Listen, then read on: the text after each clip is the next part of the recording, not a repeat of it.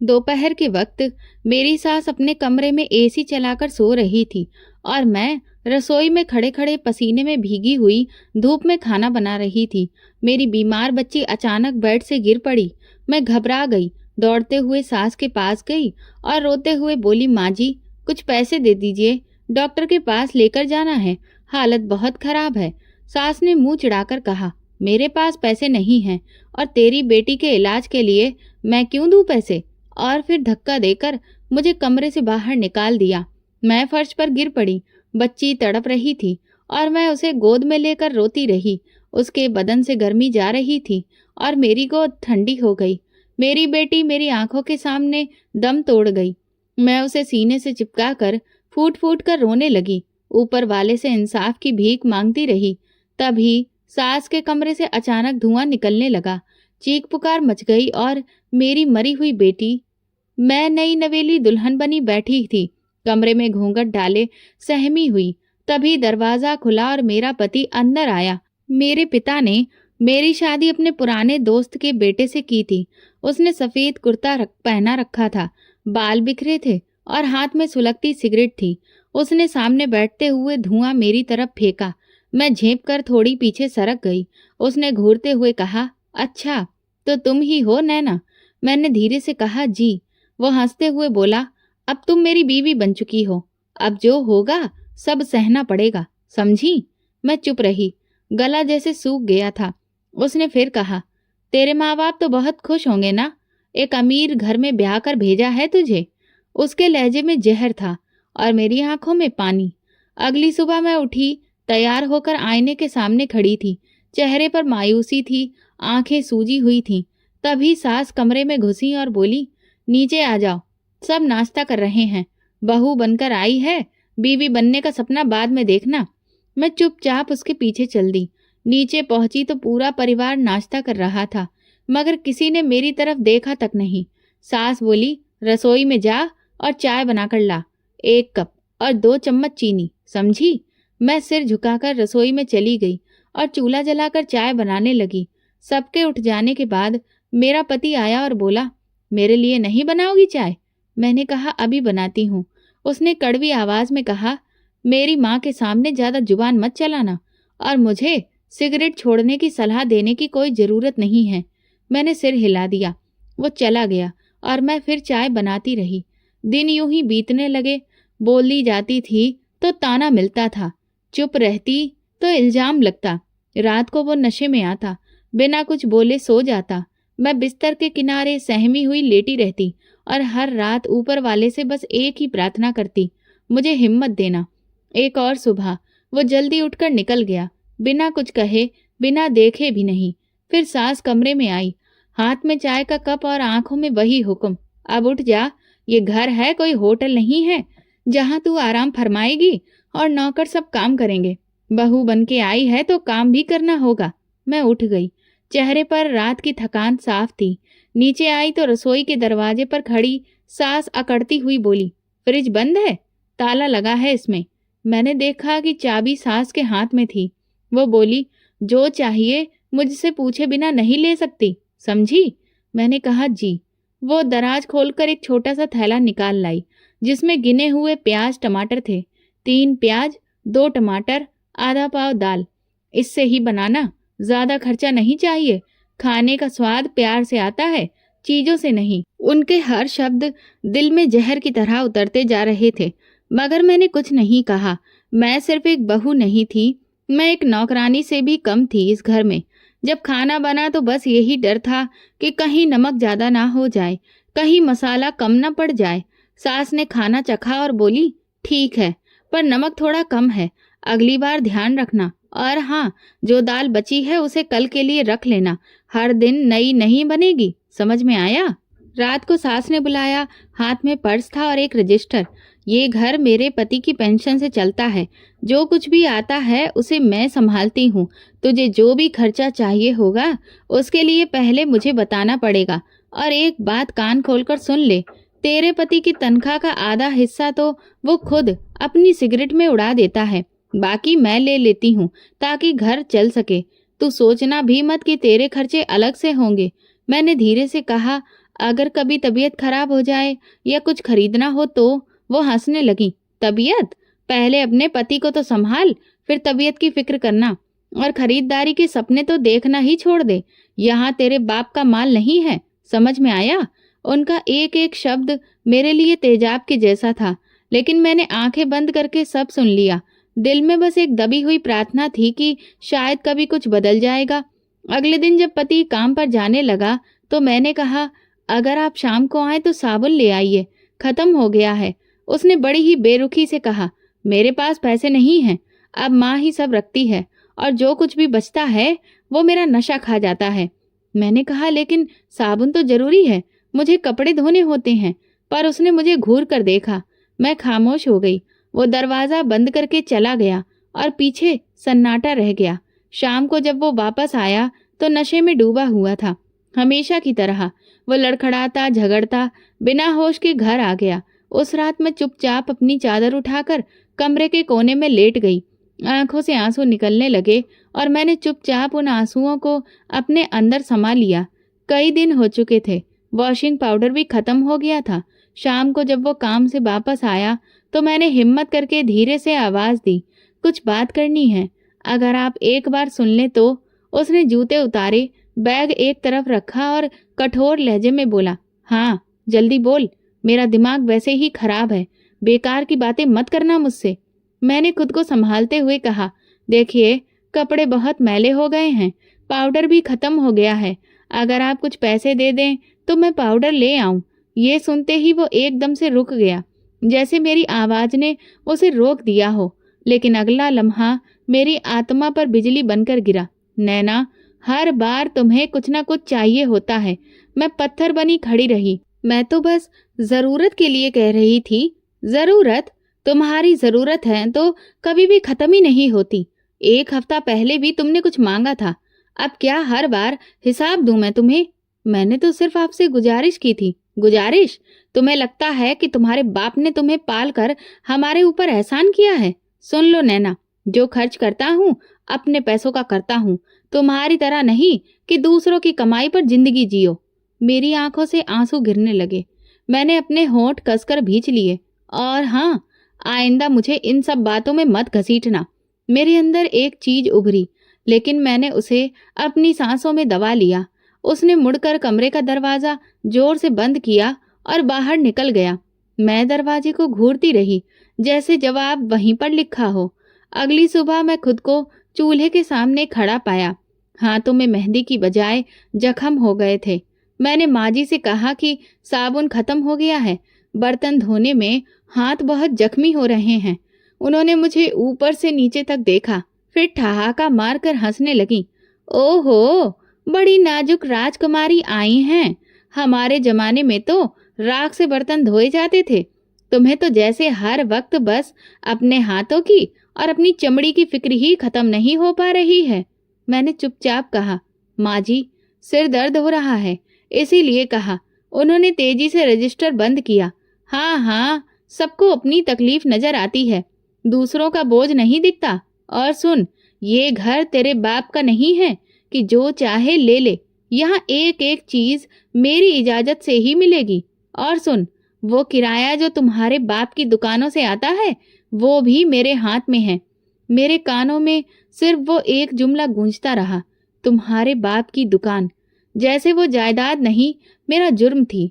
उसी दिन शाम को जब वो आंगन में बैठा था, मैं फिर चुपके से गई, हाथों की लकीरें दिखाते हुए कहा, देखिए मेरे हाथों में जख्म हो गए हैं, माँ जी शायद साबुन दे दें अगर आप कहें तो। फिर वही बात, उसने मुझे घूर कर कहा, मैं कुछ भी नहीं मांग रही, बस बस करो नैना, तुम हर बार कोई ना कोई बहाना लेकर मेरे पास आ जाती हो। तुम्हारी बातें सुन सुनकर मेरा दिमाग पक गया है। मेरा क्या, हर बार माँ से भी सिफारिश करवाऊंगी। मैंने सिर्फ हाथ दिखाए हैं, दर्द हो रहा है बस। हाँ हाँ, तुम तो दर्द का पिटारा बन गई हो ना, हर वक्त दर्द का दिखावा करना। और मैं क्या हूँ तुम्हारे लिए, एटीएम हूँ? मैं कुछ भी नहीं बोली।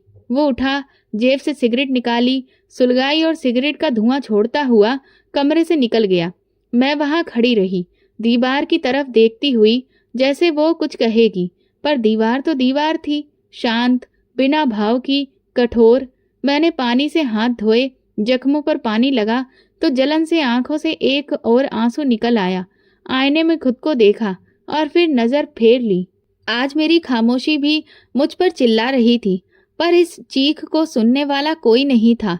मेरे कपड़े, मेरी पसंद, मेरी सोच, सब कुछ जैसे किसी और की मुट्ठी में था। यहाँ हर दिन एक जैसा होता था, मगर हर दिन थोड़ा और भारी, थोड़ा और जहरीला। क्या पहन रही हो? ये रंग तुम पर अच्छा नहीं लगता। सास की आवाज सुबह सुबह मेरी जिंदगी में जहर घोल देती थी। ये कोई मेला लगा है जो तुम हर रोज थोड़ा और सज धज कर तैयार होती हो और अच्छे कपड़े पहनने की कोशिश करती हो? ये तुम्हारे पति के पैसों से है, समझी, तुम्हारे बाप के नहीं। मैंने अपना दुपट्टा ठीक करते हुए चुपचाप दूसरे कमरे में आ गई। मेरे कमरे में सिर्फ एक पुरानी सी अलमारी थी जिसमें मेरे 5 जोड़ी कपड़े थे। उन्हीं को बार बार धोकर मुझे पहनना होता था, बिना प्रेस किए ही। मैं अपने कपड़े पहनती थी, तब भी मुझे बहुत सुनना पड़ता था। कपड़े तो ऐसे पहनती है जैसे कि कहीं की महारानी हो। कामकाज का ध्यान रखो, अपने शौक का नहीं, क्योंकि अब ये वक्त तुम्हारी फरमाइशें पूरी करने का नहीं है। पति कभी कभी आकर एक आधी बात बोलना, कभी मुस्कुरा देता जैसे सब कुछ ठीक हो, और कभी अचानक आंखों में खून उतर आता। एक शाम जब वो ऑफिस से आया, मैंने दरवाजा खोला और धीरे से पूछा, आज आप जल्दी आ गए? हाँ, लेकिन सवाल जवाब का कोई मूड नहीं है, उसने 2 टूक जवाब दिया। बस ऐसे ही खुशी हुई आपको देखकर, मैं फिर भी नरमी से बोली। वो अंदर गया, जूते एक तरफ फेंके और बोला, पानी लाओ। मैं पानी ले आई। वो कुछ देर टीवी देखता रहा, फिर एकदम से बोला, आज माँ कह रही थी कि तुमने उनके कहने के बावजूद भी सब्जी में घी ज्यादा डाल दिया। मैंने चौंक कर कहा, मैंने तो तौल कर ही डाला था। समझदारी और जी हजूरी की जरूरत है। मैं खामोश हो गई। सच में आवाज नहीं थी, सिर्फ दुख था। कभी रात को जब सब लोग सो जाते तो मैं कमरे के कोने में बैठकर अपनी माँ को याद करती। माँ का वो दुपट्टा जिसे विदाई के वक्त उन्होंने मेरे सिर पर रखा था, मैं आज भी रोज देखती। वही दुपट्टा मेरे आंसू पोंछता था। कभी कभी पति का व्यवहार नरम भी हो जाता। एक रात वो देर से आया, थका हुआ था। खाना बचा है? उसने धीरे से पूछा। जी। मैं गरम कर दूं? नहीं, ऐसे ही दे दो, बहुत थका हुआ हूँ। मैं खामोशी से थाली लगा दी। उसने 2 निवाले खाए, फिर मेरी तरफ देखा। नैना। जी कहिए। कभी कभी लगता है कि तुम बहुत चुप हो, कुछ बोलती क्यों नहीं? मैंने उसके चेहरे को देखा, जहाँ कुछ पलों के लिए नरमी दिख रही थी, फिर सिर झुकाकर कहा, बोलने की इजाजत कब मिली है जो बोलूं? वो खामोश हो गया।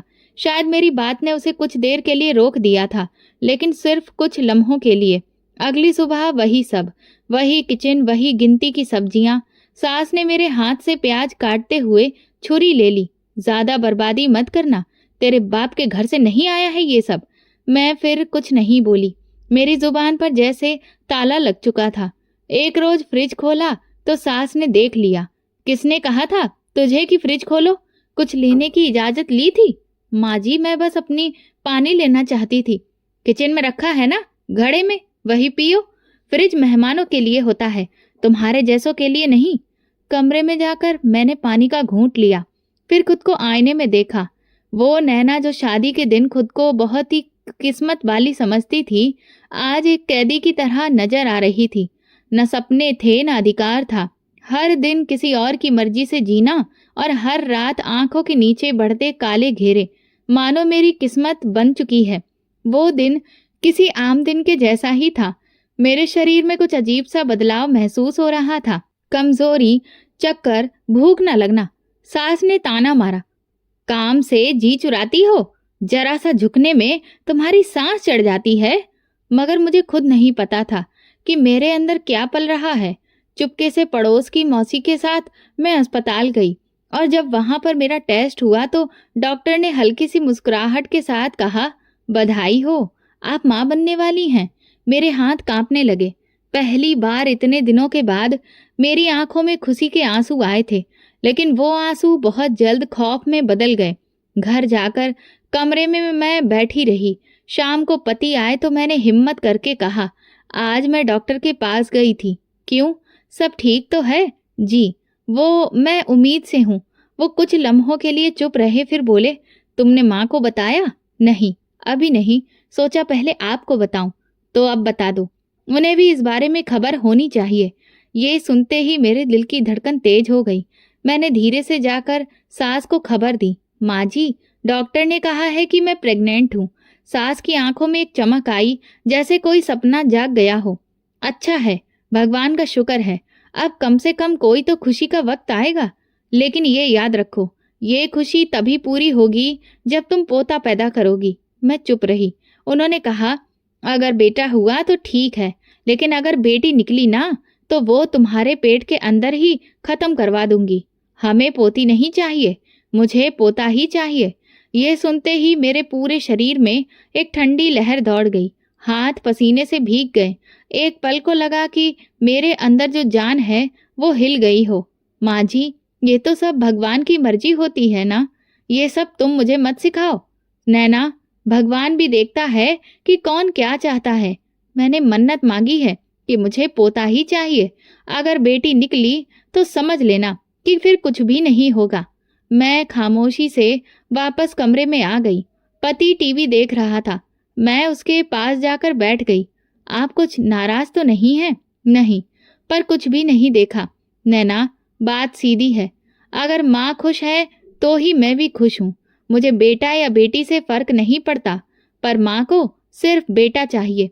अगर बेटी हुई तो माँ नाराज हो जाएगी और उनके गुस्से का सामना फिर तुम्हें ही करना पड़ेगा। मुझे तुमसे कोई भी उम्मीद मत रखना कि मैं तुम्हें उनसे बचाऊंगा। मेरी आंखों में नमी आ गई, पर मैंने उसे दिखाई नहीं। रात को जब सब सो गए, मैंने तकिए पर सर रखकर आसमान की तरफ देखा। हे भगवान, जो मेरे अंदर है उसे सुरक्षित रखना, चाहे बेटा हो या बेटी, बस वो जिंदा रहे और सही सलामत रहे। अगले दिन माँ जी ने मुझे बुलाया। वो हाथ में माला घुमा रही थी। सुना है कि तुम्हारे यहाँ डॉक्टर ने 3 महीने बाद अल्ट्रासाउंड करवाने के लिए कहा है। जी, जी माँ जी। तो फिर सुन लो, हम तभी पता करवा लेंगे कि बेटा है या बेटी, और अगर बेटी निकली तो फौरन ही फैसला हो जाएगा। ये बात अब पक्की है कि मुझे तो पोता ही चाहिए।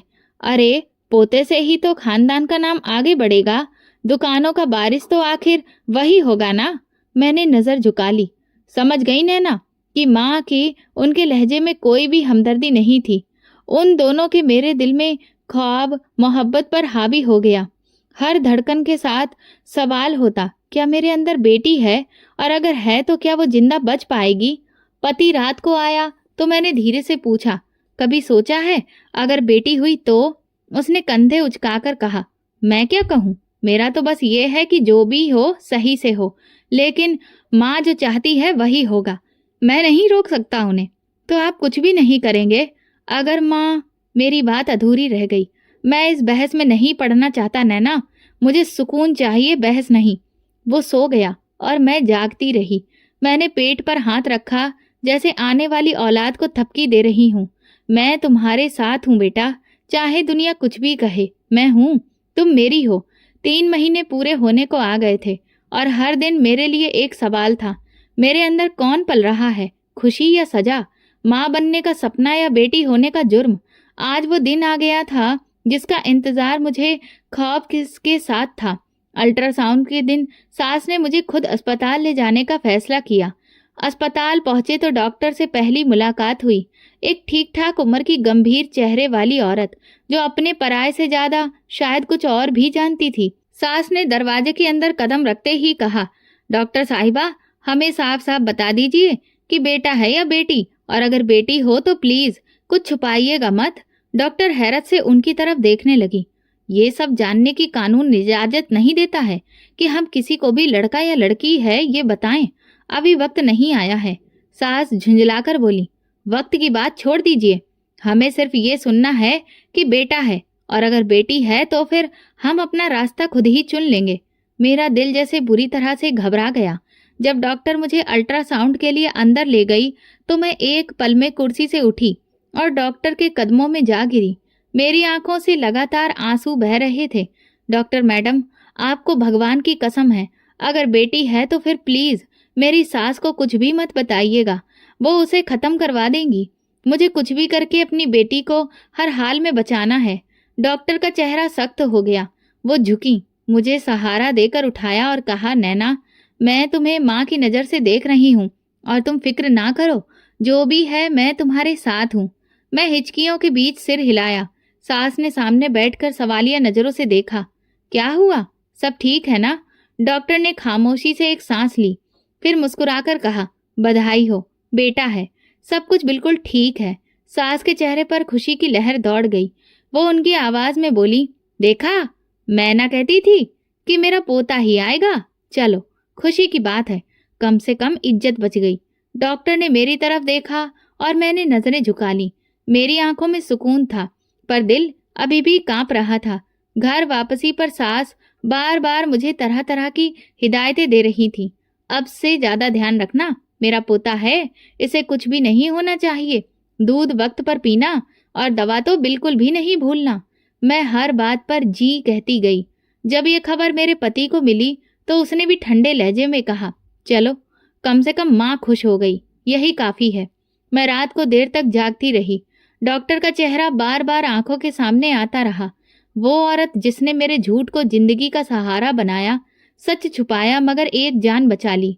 अगले दिन सास ने सुबह से ही मुझे तरह तरह की एडवाइसेस देना शुरू कर दी। दूध गर्म पीना, दवा ले ली है, बेटे को कुछ भी नहीं होना चाहिए, ये पोता है मेरे खानदान का वारिस। मैं खामोश रही, अंदर से टूट रही थी, पर चेहरे पर वही सब्र का नकाब ओढ़े थी। एक दोपहर जब मैं कमरे में बैठी थी, पति आया। उसने एक नज़र मेरी तरफ देखा और बोला, अब तो तुम्हें खुश होना चाहिए, माँ भी तुमसे खुश हो गई है। मैंने कहा, आप खुश हैं? खुश और सुकून चाहिए तो होता है, जो माँ के खुश होने से आता है। मैंने नज़र फेर ली। मैं हर धड़कन के साथ प्रार्थना करती कि वो दिन कभी ना आए जब सच मेरे घर की दहलीज पर आकर सवाल करे। सच जो मेरी बच्ची को मुझसे छीन सकता था, और वो झूठ जिसने एक जान को बचा लिया था। 9 महीने गुजर चुके थे। हर दिन एक सवाल, हर रात एक प्रार्थना। मेरी हर सांस के साथ बेटी की जिंदगी बंधी हुई थी। मैं उसे दिल ही दिल में रोशनी कहती थी, मेरा छोटा सा सपना जो अभी पूरी दुनिया से छुपा हुआ था, लेकिन वो मेरे दिल में रोशन था। वो रात जब दर्द शुरू हुआ तो सास का लहजा भी कांटों जैसा हो गया। याद रखना नैना, पोता ही होना चाहिए, वरना तुम्हारी शक्ल भी नहीं देखूंगी। हमारे खानदान में बेटियों की कोई जगह नहीं है। मैं चुप रही, बस पेट पर हाथ रख के दर्द के साथ वो बातें भी सह रही थी। अस्पताल पहुंचने पर मैं बेड पर लेट गई। पति बाहर इंतजार कर रहा था। सास बार बार नर्सों से सवाल करती रही, पता चला, बेटा है ना? लेबर रूम में जब मेरी चीखें और तेज हो गईं, मेरे दिल की धड़कन उस लम्हे बस यही कह रही थी, हे भगवान, मेरी बच्ची को सुरक्षित रखना, वो तुम्हारा दिया हुआ ही आशीर्वाद है। और फिर एक चमत्कार हुआ। एक नन्ही सी जान की आवाज गूंजी। मेरी आंखें धुंधला गईं, मगर मैं समझ गई कि वो आ गई है, मेरी बेटी, मेरी रोशनी। डॉक्टर ने बच्ची को मेरे सीने पर रखा। मैंने उसे छुआ, चूम लिया। आंसू टपकने लगे, पर इस बार वो आंसू खौफ के नहीं थे, माँ बनने के एक संपूर्ण एहसास के थे। कुछ देर के बाद जब कमरे में सास दाखिल हुई तो उनके चेहरे पर बेचैनी साफ लिखी थी। बेटा हुआ है ना? जल्दी बताओ। नर्स ने सर झुकाकर धीरे से कहा, बेटी हुई है। सास की आवाज कानों में बिजली बनकर टूटी। झूठ बोलकर बेटी पैदा कर ली? डॉक्टर ने तो कहा था कि बेटा है। मैंने आंखें बंद कर ली, जैसे सच्चाई से बचने की कोशिश कर रही हूँ। ये सब तुम्हारी साजिश थी ना नैना? तुमने हम लोगों को धोखा दिया, ये तुमने जानबूझकर किया। मैंने कुछ नहीं किया माँ जी, सब भगवान की मर्जी है। बंद करो ये बकवास बातें, मुझे पोती नहीं चाहिए थी। तुमने झूठ बोलकर मेरे साथ खेल खेला है। उसी पल पति अंदर आया। उसने सास की आवाज सुनी और बच्ची को मेरी गोद से उठाया। उसने बेटी को ध्यान से देखा, छोटे छोटे हाथ, मासूम सा चेहरा और उसकी नरम सांसें। एक लम्हे को उसके चेहरे पर हैरत और नमी दोनों एक साथ छा गई। कितनी छोटी है, कितनी मासूम। सास गुस्से से बोली, इसे गोद में लेने से ये बेटा नहीं बन जाएगा। तुम्हें धोखा दिया है इस लड़की ने। वो खामोश रहा। बच्ची को वापस मेरी गोद में रखा और धीरे से बोला, माँ, अब जो हो गया है वो हो गया। अब बिना बात शोर मचाने का क्या फायदा? तो अब तुम भी इसकी तरफदारी करोगे? नहीं माँ, मैं सिर्फ थक गया हूँ। बहस से, चीखने चिल्लाने से। सास गुस्से से पीछे हट गई। बस देखते जाओ नैना, ये बेटी तुम्हें कितनी महंगी पड़ेगी। तुमने मेरे सपने को छीना है। मैंने अपनी बेटी को अपने पास किया, उसके माथे पर हाथ फेरा। मेरी रोशनी, तुम सपना नहीं हकीकत हो, तुम मेरी जिंदगी हो। उसी दिन अस्पताल के बिस्तर पर मैंने सीख लिया कि जन्म देना सिर्फ शरीर की परीक्षा नहीं होती, ये दिल का भी इम्तिहान होता है। वापसी पर जब हम घर पहुंचे तो सास ने दरवाजे पर कोई स्वागत नहीं किया। ये बच्ची यहाँ रहेगी, लेकिन मेरी नज़र से दूर। मैंने जो सुना है वही माना था। झूठ बर्दाश्त नहीं होता मुझे। सास ने गुस्से में कहा। पति ने बच्ची को गोद में लिया और बस इतना कहा, मैं कमरे में हूँ। मैं चुपचाप उसके पीछे जल्दी कमरे में दाखिल होकर बेटी को बिस्तर पर रखा और खुद कुर्सी पर बैठ गई। पति ने एक नज़र मेरी तरफ देखा। तुमने डॉक्टर से झूठ बुलवाया? मैंने धीरे से कहा। हाँ। क्यों? क्योंकि अगर सच बता देती तो ये बच्ची आज इस दुनिया में नहीं होती। आपकी माँ इसे खत्म करवा देती। वो कुछ नहीं बोला, खिड़की की तरफ देखने लगा। मैंने जो किया सिर्फ अपनी बेटी के लिए किया, वो मेरी जिम्मेदारी है। उस वक्त कमरे में खामोशी छा गई। बेटी की धीमी सांस सुनाई दे रही थी। बाहर से सास की गुनगुनाहट आ रही थी, जैसे वो अब बेहोश होने का नाटक कर रही हो। रात को जब सब सो गए, मैं बेटी को सीने से लगाए बैठी रही। उसका नन्हा हाथ मेरी उंगली पर पड़ा हुआ था, जैसे वो जान गई हो कि दुनिया की दुश्मनी से बचने के लिए माँ ही काफ़ी है। बच्ची को गोद में लिए कई रातें बीत चुकी थीं, मगर नींद मेरी आंखों से रूठ गई थी। रोशनी 3 हफ्ते की हो चुकी थी। नन्हे से हाथ, नरम सा एहसास। हर बार जब मुझे देखती तो मेरे अंदर कुछ टूटने लगता था, लेकिन अब वो बार बार रोने लगती थी। पेट में दर्द, चिल्लाना, तड़पना। सास की बातें वैसी की वैसी ही थीं, बल्कि और ज्यादा कड़वी हो गई थीं। मैंने रोशनी के दूध के डिब्बे के लिए 70 रुपए मांगे। दूध क्यों नहीं पिलाती इसे? घर का है, फ्री है। हमारे जमाने में तो यही पीते थे सब बच्चे। मैंने धीरे से कहा, माँ जी, शायद रोशनी को मेरा दूध पच नहीं रहा है। वो पीती है मगर फिर वो फौरन ही पलट देती है। वो रोती रहती है। डॉक्टर ने कहा था कि कुछ बच्चों को बाहर का दूध ही देना पड़ता है। देख लेना, कान खोलकर सुन ले। अगर ये पोता होता ना तो रोज 1000 रुपए खर्च कर देती, लेकिन ये तो बोझ है। अब इसके नखरे नहीं देखूंगी। बाहर का दूध तो बहुत दूर की चीज है जो रोज रोज बाजार जाया जाए। मैं सिर्फ अपनी बेटी के लिए मांग रही हूँ माँ जी, बस। तुम्हारी जुबान दिन ब दिन बहुत लंबी होती जा रही है। याद रखो, मैं भी जिंदा हूँ और मेरे होते हुए तुम अपने फैसले नहीं चला सकती। अगर कुछ चाहिए तो अपने मायके से मंगवा लो। मैंने नजर झुका ली। दिल चाहा कुछ कहूँ, मगर जुबान पर ताला पड़ चुका था। उसी रात रोशनी बहुत रोई।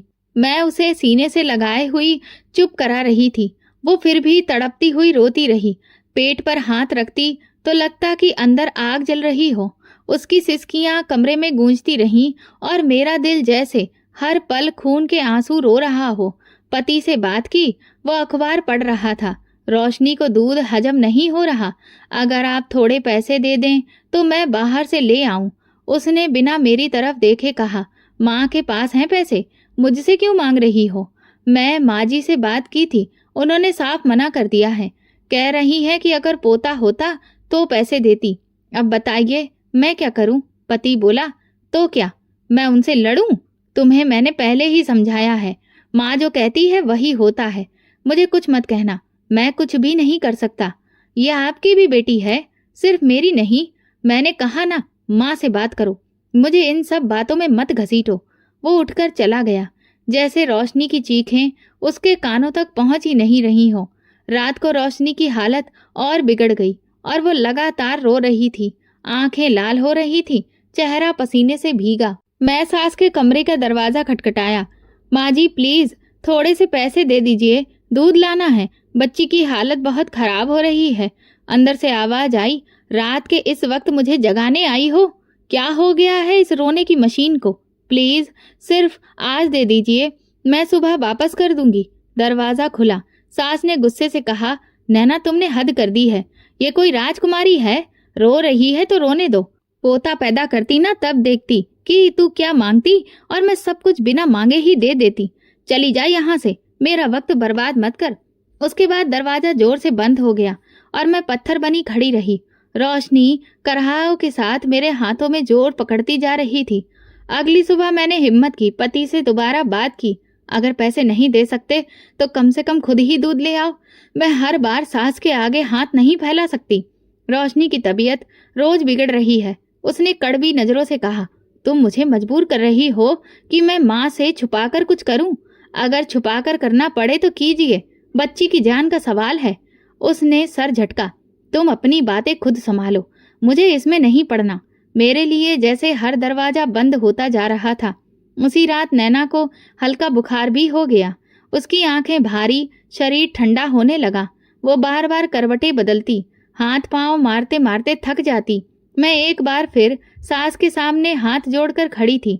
आपको भगवान का वास्ता सिर्फ 200 रुपए दे दीजिए, बच्ची बहुत बीमार है, मैं खुद दूध ले आऊंगी। तुम्हें शर्म नहीं आती? एक बेटी के लिए यूं रो रही हो जैसे कोई खजाना लुटा दिया हो। क्या दुनिया में बेटियां इतनी जरूरी हो गई हैं? माँ की वो बहुत तकलीफ में है और मैं थकी हुई हूँ। रोज रोज यही ड्रामा सुनने के लिए मैं नहीं बैठ सकती अब सामने। हार कर मैं अपनी बच्ची को उठाकर वापस कमरे में आ गई। वो अब रो रो कर थक चुकी थी। बस उसकी सिसकियां थीं, सांस धीमी, आंखों में दर्द। मेरी नींद, मेरा सब्र, सब कुछ छिन चुका था। सिर्फ एक माँ बची थी जो अपनी बच्ची के साथ जाग रही थी। रोशनी मेरी गोद में थी और मैं उसे बार बार थपकियां दे रही थी। मेरे पास कुछ नहीं था, सिर्फ मोहब्बत, भूख और लाचारी। और इन सब के बीच मेरी बेटी जो रोज थोड़ा थोड़ा मर रही थी। रोशनी मेरी गोद में बेसुध थी, होंठ सूखे सफेद, शरीर ठंडा लेकिन माथा दहकता हुआ।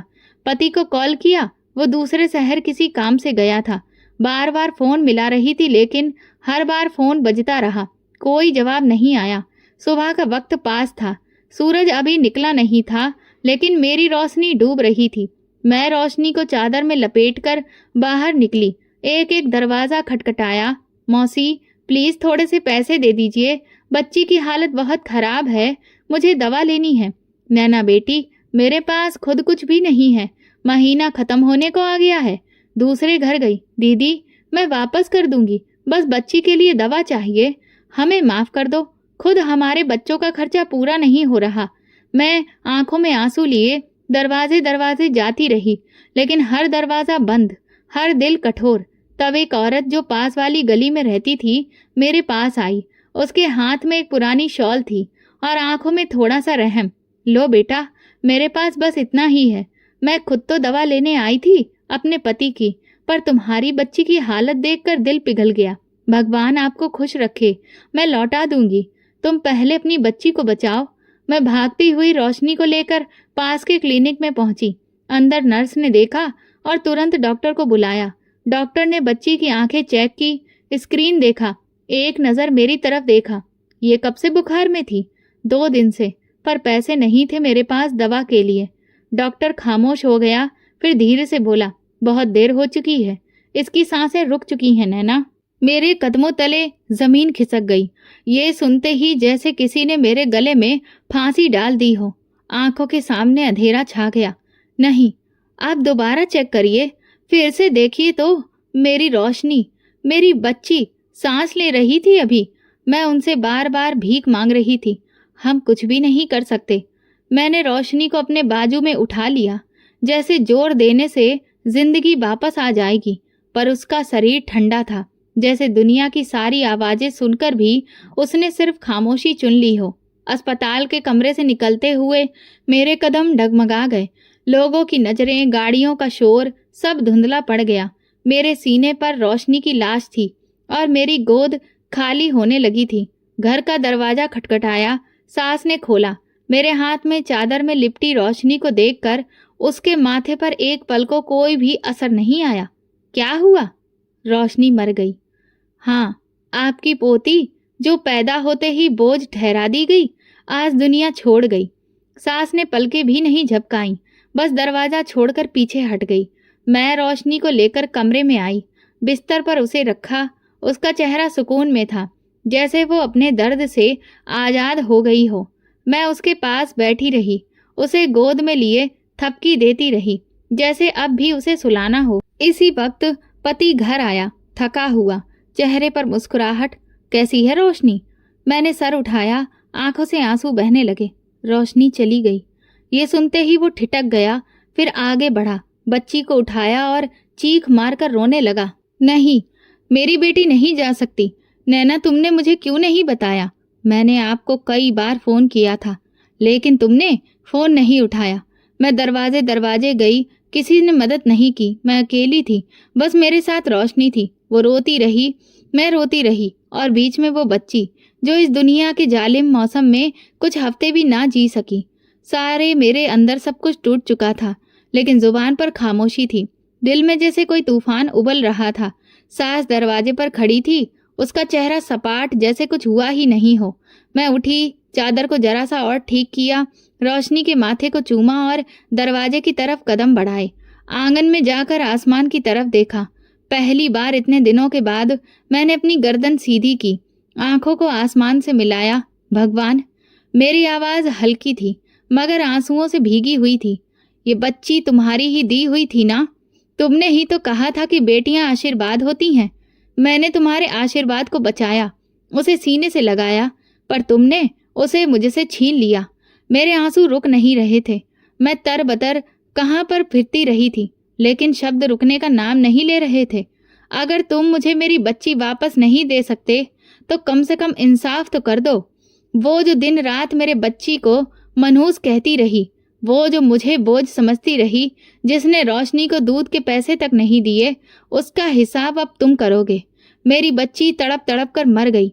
मैं दरवाजे दरवाजे घूमती रही और वो दरवाजा बंद करके सो गई। हे भगवान, अगर तुम देख रहे हो तो जवाब दो, या फिर खामोश रहकर मुझे भी मार डालो। मेरे शब्द खत्म हुए, पर दिल में आग और बढ़ गई। मन में खामोशी छा गई। सिर्फ पीछे मेरी सिसकियां ही बाकी रह गईं कि तभी इतने में अंदर से सास की चीखने की आवाज आई। अरे मेरे हाथ, मेरी पाँव! हे भगवान, ये क्या हो रहा है? मैं अचानक से चौंक गई और दौड़ी। पति भी उठकर आए। हम दोनों अंदर गए। सास फर्श पर गिरी हुई थी, उनके हाथ अकड़े हुए, मुंह टेढ़ा और आंखें खुली थीं, लेकिन जुबान से कुछ भी अब साफ नहीं निकल रहा था। माँ, आपको क्या हो गया? पति उसके पास गया, मगर वो जवाब नहीं दे पा रही थी। जल्दी एम्बुलेंस बुलाओ, वो मुझसे चिल्लाकर बोला, लेकिन मैं चुपचाप खड़ी रही। मेरी आंखें अभी भी नम थीं, लेकिन दिल में अजीब सा सुकून उतरने लगा था, जैसे भगवान ने मेरी पुकार सुन ली हो, जैसे इंसाफ का पहला कदम उठ गया हो। अस्पताल ले जाने पर डॉक्टर ने चेकअप किया, फिर एक लंबी खामोशी के बाद पति की तरफ देखकर कहा, आपकी माँ को पैरालाइसिस का गंभीर अटैक पड़ा है। वो पूरी तरह से अब लाचार हो चुकी है। शरीर का आधा हिस्सा हरकत नहीं करेगा और जुबान भी बेकार हो गई है। अब जिंदगी भर के लिए बिस्तर पर ही रहेंगी। ये सुनते ही पति के चेहरे पर हवाइयां उड़ने लगीं। उसने मेरी तरफ देखा, जैसे कुछ कहना चाहता हो, मगर कुछ भी कह नहीं पाया। मेरी नजरें अभी भी सास के चेहरे पर थीं, जो अस्पताल के बेड पर बेबस पड़ी थी। वो जो हर दिन अपनी जुबान से मेरे लिए जहर उगला करती थी, आज वही जुबान जम गई थी। रात को जब सास को घर लाया गया, पूरा मोहल्ला जमा था। मैं दरवाजे पर खड़ी थी। रोशनी की गोद खाली थी, लेकिन नजरों में एक खामोश ताकत थी। मोहल्ले की एक औरत ने धीरे से कहा, भगवान का इंसाफ है, देखो तो। बच्ची की चीख सुन ली गई। मैंने कुछ नहीं कहा, बस आसमान की तरफ नजर उठाकर देखा। वो खामोश था, लेकिन आज वो खामोशी भी मेरे लिए जवाब थी। कमरे में जाकर मैंने रोशनी का खाली झूला देखा। उसमें उसकी फ्रॉक रखी हुई थी, जो अभी भी उसकी खुशबू से भरी हुई थी। मैंने वो फ्रॉक सीने से लगा ली। पति अंदर आया, मेरे पास बैठा। मुझे अंदाजा नहीं था कि हालात यहाँ तक पहुँच जाएंगे। मैंने कभी सोचा भी नहीं था कि रोशनी को हम इतनी जल्दी खो देंगे। मैंने कहा, तुमने सोचा नहीं, बस अपनी आंखें बंद रखी। जिस दिन तुमने रोशनी की आवाज़ नहीं सुनी, उसी दिन वो हमें छोड़ने लगी थी। मुझे अफसोस है, अफसोस अब रोशनी के किसी काम का नहीं है। और तुम्हारी माँ, वो अब वही भुगत रही है जो उसने मेरे बच्चे के साथ किया। वो चुप हो गया, कुछ लम्हों के बाद उठा और बाहर चला गया। मैं झूला देख रही थी। ऐसा लग रहा था कि जैसे रोशनी अभी भी उसमें ही हो। उसकी सांसें, उसकी नन्ही आवाज सब मेरी याद में थी। मैंने हाथ जोड़कर भगवान को याद किया। धन्यवाद भगवान, तुमने मेरी प्रार्थना सुन ली। तुम खामोश ही सही, लेकिन अंधे नहीं हो। कमरे की खामोशी में वो झूला हिलता रहा।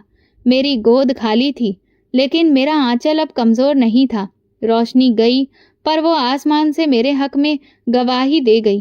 रोशनी की जुदाई को 6 महीने हो चुके थे, लेकिन उसकी खुशबू, उसकी आंखें, उसकी नरम सी उंगलियां अभी भी मेरी गोद में महसूस होती थीं। उसकी याद मेरे अंदर कहीं इतनी गहरी हो चुकी थी कि हर दिन, हर पल वो मेरे साथ जीती थी। सांस बिस्तर पर पड़ी थी, जुबान गूंगी थी, हाथ बेजान। वो जो एक वक्त में हर शब्द में जहर टपकाया करती थी, अब इशारों में भी बेबस हो चुकी थी। आंखों में सिर्फ एक ही भाव था, पछतावा। कभी मैंने उनकी आंखों में नफरत देखी थी, आज उन्हीं आंखों से पछतावा बरस रहा था। लेकिन अब वो वक्त गुजर चुका था जब मैं उसके शब्दों से डरती थी। अब वो खामोशी और मैं खामोशी से जीत रही थी। पति भी बदलने लगा था। रोशनी के जाने के बाद कुछ उसकी आंखों में भी वही खालीपन भर गया था जो मेरी आत्मा में बरसों से बसा था। अब वो सिगरेट हाथ में नहीं लेता था। हर शाम घर आता, मेरे पास बैठता और बात करने की कोशिश करता। एक दिन शाम को जब धूप दीवारों से फिसल रही थी, वो मेरे पास आया। नैना, मैं तुमसे कुछ कहना चाहता हूँ। मैंने उसकी तरफ देखा। वो वही इंसान था जिसने बरसों मेरे अंदर जख्म दिए थे, मगर अब उसकी आवाज में कुछ और था। शायद शर्मिंदगी, शायद माफी। मैं जानता हूँ कि मैं बहुत पीछे रह गया। जब तुम लड़ रही थी तो मैं सिर्फ तमाशा देख रहा था। जब तुम रो रही थी तो मैं चुप रहा। लेकिन अब जब मैं अपनी माँ को यूं बेबस देखता हूँ तो वो सब लम्हे आंखों के सामने आते हैं जब तुम उन्हीं आंखों से मदद मांगा करती थी। मैंने धीरे से कहा, कुछ जख्म माफी से नहीं भरते, लेकिन क्या कुछ रिश्ते माफी के बिना जी सकते हैं? मैं खामोश रही। फिर पलटकर कहा, रोशनी चली गई, पर उसकी याद नहीं। तुमने मेरी गोद से बेटी छीनी। अब अगर तुम वाकई में कुछ बदलना चाहते हो तो याद रखो, मेरी पहली गोद अब कभी खाली नहीं हो सकती। वो मेरी बात सुनता रहा। कुछ लम्हों के बाद सर झुकाकर बोला, अगर तुम एक और मौका दो तो मैं तुम्हें एक नई जिंदगी देना चाहता हूँ। वक्त गुजरता गया। मैंने बोलना कम कर दिया, लेकिन देखना शुरू किया। वो वाकई बदलने लगा था। अब वो सास के सामने भी मेरा साथ देता। जब वो बिस्तर पर हाथ उठाने की कोशिश करती, वो उनका हाथ थाम लेता, सफाई करता, दवा देता, और कभी मेरे हाथ से चाय का कप लेकर कहता, तुम आराम करो, आज मैं सब कुछ संभाल लूंगा। एक दिन डॉक्टर ने बताया कि मैं दोबारा माँ बनने वाली हूँ। एक लम्हे को दिल कांप उठा, जैसे रोशनी की चीख दोबारा गूंजने लगी हो। लेकिन फिर हाथ पे पेट रखा और आंखें बंद करके प्रार्थना की, हे भगवान, अब जो भी देना उसे हमेशा सुरक्षित रखना। मैं किसी को खोने की हिम्मत नहीं रखती। वक्त के साथ साथ मेरे दिल में अब तलखी कम होने लगी। सच ये है कि रोशनी के बाद मैं खाली हो चुकी थी, और अब इस खाली जगह में थोड़ा थोड़ा करके जिंदगी वापस आ रही थी। 9 महीने बाद मैंने एक बेटे को जन्म दिया। डॉक्टर ने जब मेरे हाथ में उसे पकड़ा, मैंने उसे सीने से लगाया और कहा, बेटा, तुम मेरी दूसरी खुशकिस्मत औलाद हो, पर याद रखना, मेरी पहली औलाद हमेशा तुम्हारी बहन रोशनी रहेगी। घर जाकर पति ने बेटे को गोद में लिया। उसकी आंखें भर आई थीं। ये हमारी नई शुरुआत है नैना। मैंने सर हिलाया। सच तो ये था कि ये शुरुआत थी, पर एक लंबे सफर के बाद। वो सफर जिसने मुझे तोड़ा, बिखेर दिया और फिर समेटा। सास अभी भी बिस्तर पर थी। वो मेरी गोद में बेटे को देखती थी और उसकी आंखों से आंसू बहने लगते थे। वो कुछ भी कह नहीं सकती थी, पर हर दिन, हर लम्हा उसकी नजर माफी मांगती थी। एक दिन मैं उसके कमरे में बेटे को लिए बैठी थी। वो हमें देख रही थी। मैंने बेटे का छोटा सा हाथ उनकी हथेली पर रखा। वो थोड़ा सा हिली, आंखों से 2 आंसू के कतरे निकले। मैंने धीरे से कहा, देखो माँ जी, बेटा आ गया है, लेकिन जिसको आपने जीने नहीं दिया वो बेटी, वो मेरी दुनिया थी। उस दिन मैंने महसूस किया उसकी खामोशी चीख रही है। शायद वो कहना चाहती थी मुझे माफ कर दो, और शायद मैं सुन भी रही थी। कमरे से बाहर आकर मैं आसमान की तरफ देखने लगी। वही आसमान जिसकी गवाही पर मेरे भगवान ने मुझे जीत दी थी। मेरे बेटे की मुस्कुराहट, मेरे पति का बदलता हुआ व्यवहार, मेरी गोद की रौनक, सब कुछ वापस आ रहा था। मगर मेरी पहली जीत वो रोशनी थी और मेरा खामोश लम्हा रोशनी के बाद सब कुछ बदल गया। मगर उस बदलाव की कीमत वो थी जो किसी माँ को कभी अदा नहीं करनी चाहिए। मेरी गोद तो दोबारा भर गई, लेकिन दिल की वो जगह जहाँ रोशनी हंसती थी वह आज भी खामोश है। एक रात मैं सास के कमरे में गई। जब सब सो गए थे, मैं सास के पास जाकर उनकी चादर को ठीक किया। उनकी आंखों में नमी तैर रही थी। मैंने कहा, मैं जानती हूँ कि आप कुछ कहना चाहती हैं, लेकिन जो कहना था वो उसी वक्त कहना था जब रोशनी जिंदा थी। उनकी पलकें थरथरा गईं। अब आप सिर्फ आंखों से बात करती हैं, जैसे मेरी बच्ची सिर्फ सिसकियों से कर रही थी। वो तकिए पर नजरें जमा कर रह गई, जैसे अब इस बात को अपना रही हो कि अब जुबान नहीं सिर्फ आंखें बोलती हैं। सुबह मैंने उन्हें दवा दी। वो खामोश थी, उनके हाथ बिल्कुल ठंडे, जैसे वक्त का बहाव रुक गया हो। पति आया, उसने सास के पैर दबाए। काश माँ आपने नैना की बात उस दिन सुन ली होती, शायद रोशनी आज हमारे बीच होती। सास की आंखों से आंसू निकल आए। मैंने आंखें फेर लीं, क्योंकि कुछ दुख वो होते हैं जिन्हें देखना दोबारा जीना होता है। एक दोपहर वो मेरे सामने बैठी थी। मैंने खाना खिलाने के बाद उनका चेहरा साफ किया। उनकी सांसें भारी हो चुकी थीं। मैंने धीरे से कहा, आप भी मरने की प्रार्थना करती हैं? उनकी पलकें एक बार तेजी से झपकी, जैसे हाँ कहना चाहती हों। पर मौत भी अब शायद आपसे रूठ चुकी है, क्योंकि वो तो आप पर उपकार हो जाएगा, और आपने जो किया है वो तो जुल्म था। अब हर दिन हर लम्हा वो सजा है जो आपको खुद चुननी पड़ी। मैंने उनके हाथ पर थाम कर कहा, रोशनी ने आपको माफ कर दिया होता। वो तो बहुत छोटी थी, बस रोती थी, चुप हो जाती थी। पर मैं क्या कहूँ? मैं हमेशा याद रखूंगी कि बेटियां आशीर्वाद हैं, कोई मुश्किल नहीं। कमरे में खामोशी थी, सिर्फ पंखे की आवाज उठ रही थी। मैंने दुपट्टा ओढ़ा, बेटे को उठाया और बाहर गई। आंगन में आसमान साफ था, बादल नहीं थे, सूरज चमक रहा था। मैंने अपने बेटे को सीने से लगाया, उसके माथे को चूमा। बेटा, तुम जब बड़े होगे तो ये जानना कि तुम्हारी एक बहन भी थी, रोशनी, जिसे इस दुनिया ने जीने नहीं दिया, लेकिन वो अभी भी तुम्हारे साथ है। हर बार जब तुम मुस्कुराओगे वो खुश होगी, जब तुम रोओगे वो तुम्हारे पास होगी। पति मेरे पास आया, खामोशी से बैठा। तुमने बहुत कुछ बर्दाश्त किया है नैना, और तुमने सब कुछ खामोशी से सह लिया। मैं कमजोर थी पर टूटी नहीं, क्योंकि मेरे साथ भगवान था। क्या कभी मुझे माफ कर सकोगी? मैं थोड़ी देर सोचकर फिर कहा, तुमने रोशनी को नहीं बचाया, लेकिन तुमने मेरे दुख को समझा, सीखा। मैं तुम्हें माफ नहीं करती, मैं तुम्हें बदलते हुए देखती हूँ, और वही काफी है। हम दोनों कुछ देर खामोश बैठे रहे। सास की हालत अब और भी ज्यादा बदतर होती जा रही थी।